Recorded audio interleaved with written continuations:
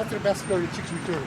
You shouldn't say chick, that's not a proper term. You do one on each side or Yeah, two? stand one Together or one on each? together. I have to pretend that you're my parents. Pretend that she's your parents. You want Dad on the outside or me in the... This is fine. Put your stomach in, stick your butt in.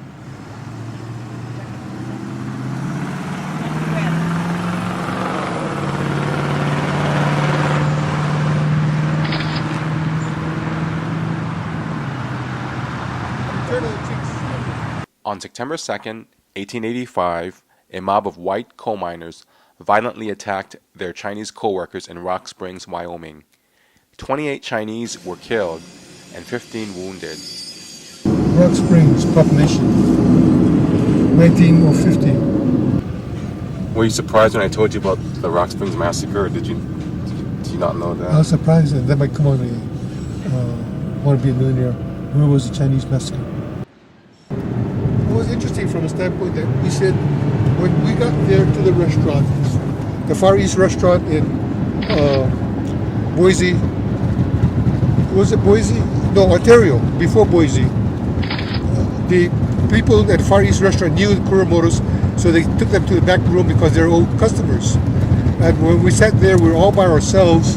We told the Kuromotos that it was very interesting because this reminds us of a trip that we took to Chicago when the children were young, and this was a long time ago, probably about 25 years ago, 1970s, and we went to a hotel, Hilton Hotel, I think it was, in Chicago. It was a real nice hotel. We thought we'd have a nice dinner, and the restaurant was empty. And it was interesting because the back room was really in the back. And by that I mean is we all had to, with the four of you, four children, we had to really walk some distance before we got to the back room.